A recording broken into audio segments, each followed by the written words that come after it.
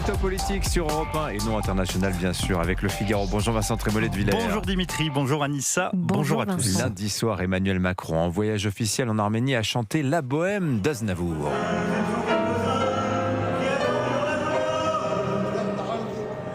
Quel coffre ce président, décidément, scène filmée, elle a beaucoup fait parler Vincent.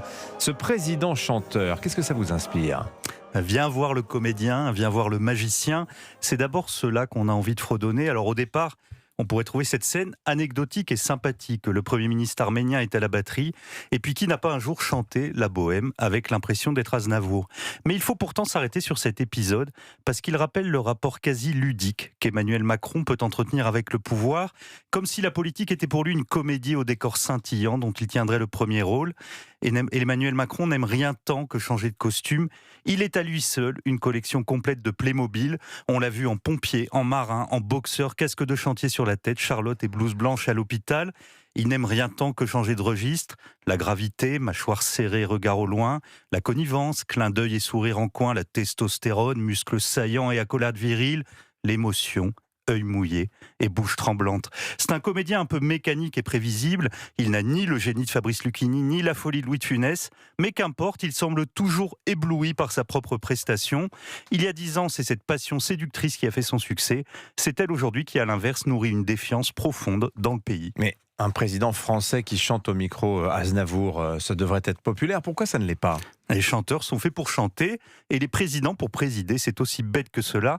Beaucoup de Français voient dans ces petites vidéos qui auront jalonné ces mandats un président qui se donne du bon temps pendant que le pays s'affaisse. Les plus sévères pointeront une preuve de plus de la jubilation du pouvoir que l'on reproche à ceux qui nous gouvernent.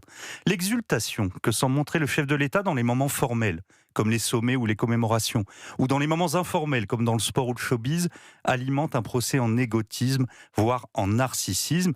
Alors vous me direz que c'était plus simple autrefois, quand tout n'était pas filmé, mais pourtant cette transparence absolue ne semble pas déplaire à Emmanuel Macron. Le plus souvent même, l'instant est totalement assumé. Alors cela renvoie à l'imaginaire du prince qui s'amuse quand les autres sont à la peine. Les opposants les plus outranciers convoqueront Néron et sa lyre quand Rome brûle. Les plus révolutionnaires, Marie-Antoinette et les fêtes à Versailles. Et on s'en tiendra pour notre part à une approche bêtement pascalienne. Un roi sans divertissement est un homme plein de misère, dit l'auteur des Pensées. Et quand le président n'est plus président, ce qui arrivera dans un an, les divertissements disparaissent avec le pouvoir et il reste ce que nous sommes tous, l'homme plein de misère. Et vous pensez que c'est un motif d'inquiétude pour Emmanuel Macron ? Toute personne, même la plus modeste, est tourmentée par le temps qui file, mais pour Emmanuel Macron, ce n'est pas un tourment, c'est une angoisse existentielle. C'est pour cela qu'il essaye d'oublier la date fatidique du départ de l'Élysée par une hyperactivité impressionnante et le plus souvent stérile.